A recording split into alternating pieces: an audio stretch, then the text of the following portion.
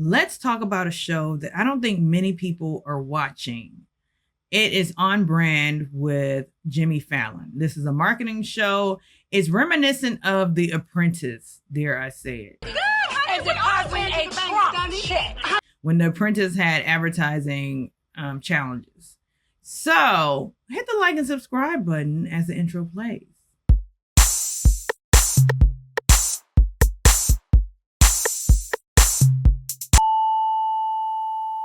Now, if you're new here, I must let you know, I am an advertising professional. I've been working in advertising for the last 25 years. But on my resume, I say I've worked for 18 years. Girl. Because, let's face it, it's an ageism thing, okay? It's ageism. But this isn't about me. I just want to let you know I'm a creative. So I'm watching this show with a creative eye as well as a production eye. We see each other. Because I've done a lot of productions in my career. We're going to start at episode 3, which aired on October 7th. And they hit the blue carpet for a fashion show, courtesy of Marshalls. Our next client is Marshalls. You know Marshalls. Marshalls is in every other strip center in every other city. So the 9 remaining contestants took to the streets of New York for a challenge that would turn real people into fashionistas or fashionistas. They would get their own digital billboard. Now, the head of Marshall's marketing, Emily Trent, explained that she was looking for a campaign that was fashion forward and it was a pop-up activation.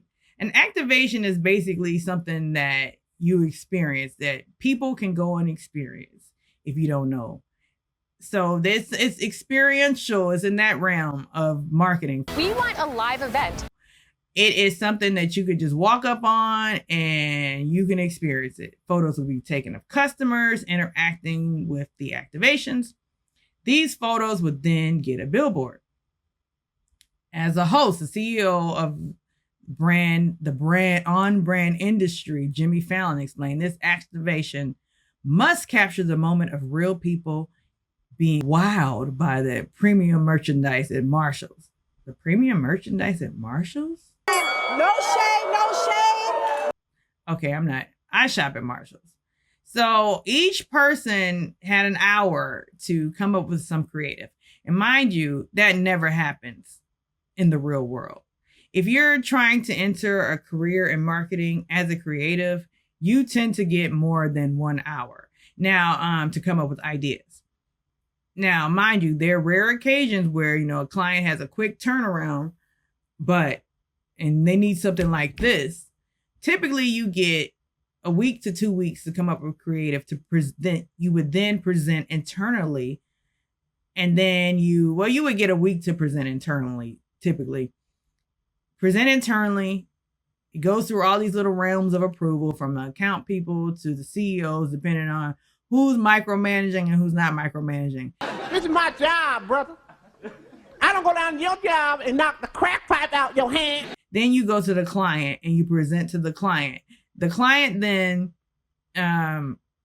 picks an idea or poo-poos on all the ideas. It could go either way. So let's just pretend they pick an idea.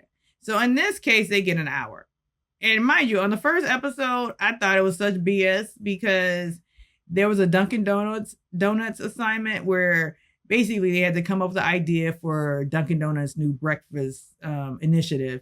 And then they would have to take it to packaging all within an hour. Let me just tell you, though most of my career has been broadcast and print ads, I've done some packaging in my life. I've done every aspect of the industry. I am an art director, but I've done graphic design. I've done logos. I've done branding. I've done brochures. I've done it all. I've done digital. I've digital ads, which for the layman's are banners. I've done social media for people and activation. I've done it all. And an hour is not enough time to do packaging. Let me just tell you that it's not enough time. So I don't know what the production schedule was like. Some some trickery is going on here, because an hour to come up with ideas and then to have full-on packaging done. Oh, hell no. That's some bullshit. Okay, calling bullshit. All right, so let's jump back over to the Marshalls episode 3. So they all got to pitch their ideas. There were 2 winning ideas, and the 2 winning ideas would then go on to flesh out their ideas in teams. So they would become the creative leads. So who won the challenge? But first, let's go through some of the ideas. So there's this guy named Raj. I'm not going to mess up his name, his last name. He pitched an idea called the Drip Bar that impressed Bozoma with its pun, because, drip as in clothing. That's what the kids say. They call clothing drip. Shit, I can't even button my shirt all the way to the top without getting nervous. And while Bianca Fernandez suggested a passport with the different fashion destinations, Elijah Bennett's pitch had a gambling thing and a tagline, "Look not required," which Marshall's marketing head Trent thought it was a bit too negative. Loser! And Saint John suggested "Luck guaranteed." Oh, look at Bose. Look at the brain on Bose. I think she's got it. So then Piper Blue's tagline was "The joyride of a good find," with the Marshall's theme merry-go-round. Now, instantly, I'm thinking these people took to ChatGPT, because these sound like creative ideas that ChatGPT Is it a coincidence? would come up with. Like, hey, Chat, can you give me an idea? Give me some cool headlines for Marshalls trying to, elevate their brand. So then we have Sabrina Burke. She pitched movie style trailers with Marshall's clothes that led to a red carpet. We also had Ryan Wynn imagine a store called Le Charms. Actually, that was my favorite idea.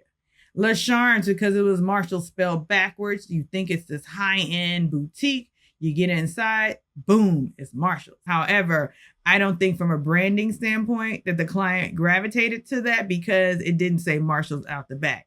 And young creatives and people trying to brand themselves, it is important for brand recognition to be first and foremost, to be seen instantly, because you don't want to get to the end of the commercial, end of the activation, or end of a brochure and find out what's being sold. You need to know right out the gate. It needs to hit you dead in the head. Message! And then Azelle Wade, who's a toy designer, presented a runway being dusted with glitter and confetti. Instantly, that's a lot to clean up. Trash box. Nobody wants confetti all over them unless you're like 5. So Mahari, a fashion industry vet of 14 years, pitched Marshall's branded closet on hand to help visitors with their Marshall style. And Lauren Kowalski, who is a travel vlogger, wanted to bring the glam bot from the Oscars red carpet to the people of New York. Now, those were the 2 that won as team leads. Now, here's the thing. In my mind, as a creative, those 2 winning ideas were first thoughts. Those are like the first thoughts. Ooh, let's do a Hollywood glam theme. I don't know how many times I've said in meetings where people pitch Hollywood glam themes. But I must say this show, to me, if you are someone who wants to become a creative, wants to work in advertising, wants to work in marketing, this show should, if anything, it teaches you how clients think. It doesn't teach you, how to make great creative necessarily. It teaches you how clients think and what's most important to clients. And instantly with Mahari's idea about the closet, which again is another first thought, that would be my first thought. Let's do a closet and, we can have stylists, outfit people in Marshall's gear. But the first thing I noticed was Mahari did not have any Marshall's branding. He had a red carpet when in fact the first suggestion was, where is a blue carpet and you need branding. I would have put that blue carpet and put an M for Marshalls in the center as they walk down. I would have had Marshalls a step and repeat somewhere around, sort of like the lady, what's her name, Lauren Lowowski did with her glam bot experience. He didn't have branding, and to me, that's clip, clip, clip. So these two were the team leads. They won, so they got to go off and flesh out their ideas in teams. Now, instantly, the key is when you're presenting work and then the client gives you comments, you should definitely take heed to the comments. So hopefully you have a good account executive who's taking notes and making suggestions as well. So the notes from Mahari was, we need that branding. And Mahari took that literally. So while we're watching how after they fleshed it all out, we see that, there's fun happening at Lauren's activation. It's fun with everybody's taking pictures with the glam bot. They're having a good time. And Mahari's kind of worried. His team is worried. However, the key is Mahari took those notes and got that branding in there. He suggested by the lady who, the heavyset older lady, forgive me, with the Southern accent, she said, one of their sub colors is a lavender. Let's put that in. So he decked out the store like a closet, and he used actually Marshall's products. And that's key. He upped the branding. He used the blue carpet, although I wish he put an M on that red carpet or a Marshall's logo fully on the carpet. He upped it, but he was concerned that, Lauren's activation is fun. Everybody's having a great time. But his activation had actual lines. And because of his fashion background, he styled these people, and their photos were camera ready and ready to appear on that billboard. However, I kind of call BS, because these people, though they look like regular people, they didn't look like regular people. That's just my opinion. They look like people who were kind of cast to be there, like regular looking model people, if you know what I mean. If you've ever been, when you're casting people, say you're casting a mom for a commercial, you have somebody who looks like a mom but is attractive. Tacky as hell. An attractive mom for a commercial. That's what I feel. That's what Mahari's casting was given. These people were planted here. However, who ended up winning the challenge?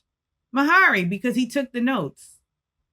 Though Lauren had all the branding, but she didn't have all the product. And that is key when selling anything. Product is key. In any situation, the product has to be key. Tyra Banks taught us that. I was rooting for you. We were all rooting for you. When you're posing with a purse, you must have that purse for front and center. When you're posing, when you're selling jewelry, the jewelry must be front and center. Like, it should not be like this. It should be like this.